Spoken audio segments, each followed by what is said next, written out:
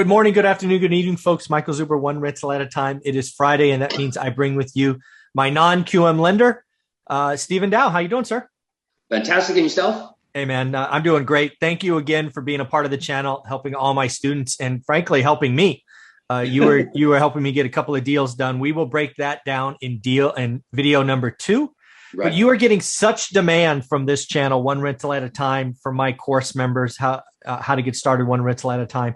I think we owe everybody, including yourself, a definition of what non-QM is and also what it is not. But before we do that, do your little marketing spiel. Thank you for remembering. Again, although I work happily for Velocity Mortgage Capital, all the topics and I guess ideas. Thank you. Discussed on this channel or that of my own. So let's get it going. Very cool, man. So again, I love the fact that you're part of my group, that you're doing the work, you're helping students, do BRRRR projects, flipping, cash out refis, all of that stuff. But let's just remind folks, why don't we start with what non-QM is not? And what I mean by what it is not is you service a big part of the market, but there's also some sections you will not touch. Right. So let's talk about them. That way, if somebody's trying to go there, it's like, don't call Steve, right? If it's in this box or this box, do not call Steve. Right. Only because they'll get disappointed, typically with the rate, you know what I'm saying? Because my rates are priced accordingly due to the circumstances. So that's where I'd like to save them time and mine as well, because I try to reply back to every single email as timely as I can. Yeah. But with the overwhelming response when we started, quoting the floor rate, I had every, we start talking about 3.99 non-QM. I'm getting a deal. 30-year fix for commercial too. So it just, crazy stuff. But let's talk about this. So first and foremost, if you were looking, like, let's say you're self-employed, right? Let's say your debt to income you're basically getting no answers from banks, because we say, hey, if you can get bank money, go get bank money. Right. But if you're looking to refi or purchase a owner-occupied home, don't call Steve, right? Correct. Again, just due to the nature of the loan, it's a stated income loan or asset base. So non-QM, non-qualified mortgage, we're not verifying the capacity to repay back the loan in a sense. So that's where it cannot be applied to your primary residence or second home. So in this case, that's where it would eliminate those, particular borrowers and just save you some time, because, it's just there are other lenders that play there. It's just not a non-QM space. So again, if you're looking to buy a primary home, you're looking to refi a primary home, you're looking to buy a second home, you're looking to refi a second home. Don't call Steve, right? Correct. Okay, now, that's fair. There are other programs as well. Just to be fair, after you don't get an answer from the bank, there's other, non-QM lenders as well that offer, say bank statement programs and such, and those can be priced accordingly.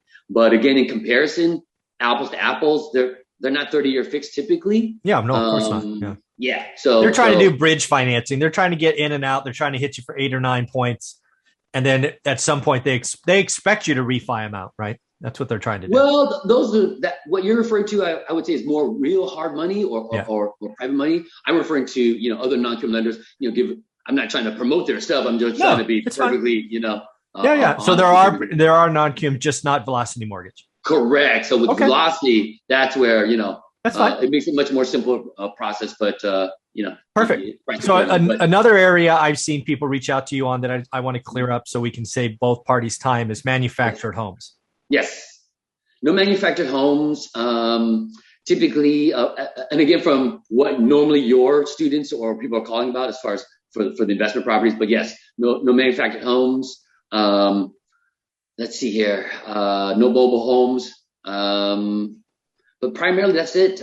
Just your regular cookie cutter, 1 to 4 unit, non-owner residential. Yep. And of course, if it's a multifamily, those you can live in one of the units, so you can do apartment hacking. Right. So I think in one of the sections of your course, somebody did talk upon that. So that is an option if someone is listening. But very cool. Other than that, just trying to save people time. And then the other one is, we'll just hit it again, is small loan balances, right? You have a minimum. So again, a lot of people, if you're buying in markets where the average home is 50 grand and then you need 35 or 40, you have to do what's called a portfolio loan. So it's multiple assets. But again, let's just remind people, what is the floor?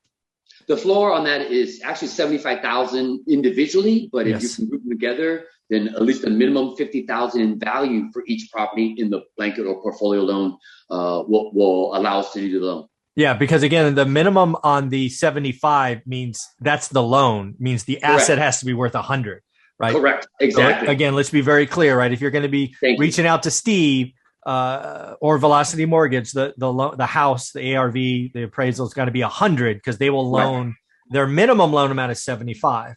Right. But you can group multiple assets together. Correct. Portfolio or blanket loans, which is a lot of new investors think they're unicorns, but you just got to come to the right non-QM lender. They're out there. They're pretty prevalent. So, well, given, your circumstances, what resources you have available at that time, and then obviously, what kind of strategy that you're looking to employ on the property, then that'll allow us to kind of figure out the right, methods, the strategy to get to your goal. So, but yeah, definitely it's worth a phone call. But again, now just to kind of reduce the number of phone calls or emails that aren't going to go anywhere anyway, as far as we can't do it. So minimum 650 FICO. Again, is another kind of cutoff because I've had a lot of people with credit challenges, which I would love to help, but I just can't, unfortunately. So, but nevertheless, that's pretty much it. Everything. Well, there's one more I remember. There's also population size, right? You don't invest in really small towns. You want cities and suburbs. Thank you for remembering. Yes. So, mainly areas that are densely populated, a minimum of 25,000 in population is what's required. And, or if it's at least within 25 miles of another city that has 100,000 or more, if that's not the case for the specific city. So there are smaller little, boroughs or areas towns. Correct. Let's call them town or townships. They're right between larger, metropolitan areas. Those will work too. Awesome. And then there are a couple of states, I believe, still where Velocity doesn't do business. Do you have an example? Yeah, but they're mainly in the highly rural areas because there's just not a lot of population there. So, but we cover those. They're mainly like the Dakotas and of areas of that nature. I actually haven't heard anybody get a no on a state, but I just wanted to make sure it's out there. So again, non-QM lenders play a huge space, but let me see if I remember. They don't do owner occupied. They don't do manufactured homes. Minimum loan amount of 75K. 650 FICO score. Did I remember that? Correct. 25,000 population or within 25 miles of 100,000. A couple of rural states you don't play in. I think I got them all. Yep. And again, just to remind people of what we can do as far as, the beneficial part is, again, stated income. You can hold title under an entity and we don't report to the credit bureaus. So it does allow you to kind of, doesn't hurt your chances of getting better conventional financing for car loans and credit cards and other things of that nature. So it really does. And 30-year money on commercial, which I still can't believe. I expect that program to blow up, man. I know. Well, we're done with yours. So you can show them the final term and stuff. 30-year money on apartments. I mean, damn, that's crazy. Yes, sir. All right.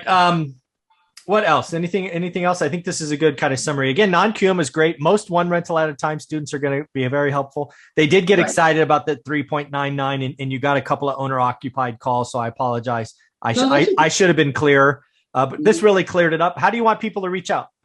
sdow@velocitymortgage.com, right below us, because typically that's the best way. Usually I'm on the phone a lot of times. So I've had a lot of, how would I guess deem this, very ingenious people who were able to look me up on the internet because I'm pretty much everywhere, found my phone number, called me, but it was like, I get telemarketed too in the middle of the day. So it's almost like I have to treat them initially, who's this? Are you exactly. And then go through that. But I do not normally pick up phone numbers I do not recognize. Voicemail. Right. I'll add you to my list later if I know who you are. Well, in my business, I have to pick up. So it's just, it's something I have to do. But I do not have to pick up. Well, that's where I have to kind of get to where you're at some point as far as, 1 minute at a time. There you go. Well, again, Stephen Dow at velocitymortgage.com. And do yourself a favor, put in the subject line ORAT, ORAAT. That helps it get through the filters because, again, they are a finance organization and they have some pretty strong firewalls. So, Stephen, thank you very much. And again, I look forward to topic number 2. We're going to bring up my spreadsheet and show people why I'm getting a loan when I don't have to. All right, buddy. Thank you very much. Thank you, sir. Appreciate you, man.